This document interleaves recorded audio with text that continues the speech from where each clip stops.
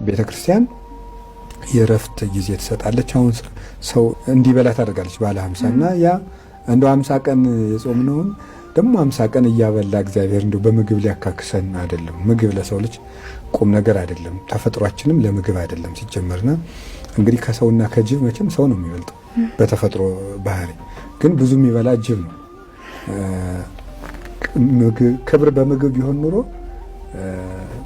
ለጅብ በልጦናል ማለት ነውና ግን የሰው ልጅ ክብሩ ምግብ ስላልሆነ ነው እንስሳት በምግብ የሚበልጡ እና ብዙ ምን እንደ ባለ 50 የምንበላበት ምክንያት እረፍት ሲሰጠን ነው ጌታ።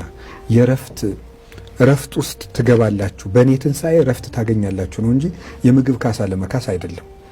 እና ባለ 50ንም እንድንጠግብበት እንደዚህ እንድንልበት ሳይሆን ፍጹም እረፍት በእኔ ትንሣኤ መንግስተ ሰማያት ውስጥ ታገኛላችሁ ለማለት ነው እንጂ እንድንበላ እንድንጠጣ እንደው ብዙ ሰው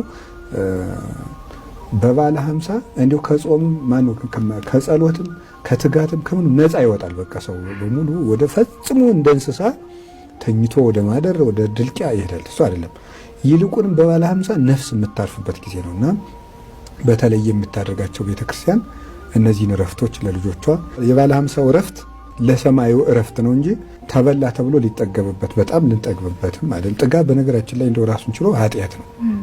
ጥጋብ ራሱን ችሎ ኃጢአት ነው። ከመጠን በላይ መጥገብ እንኳንስ መጥገብን ማቀድ ራሱ ኃጢአት ነው እና ያንን ሁሉ ቤተክርስቲያን አልፈቀደችም። እረፍት ግን እንዳለን ለመስበክ ነው እና ያለው ነገር ይሄ ነው በተለይ የምታደርገው ቤተክርስቲያን።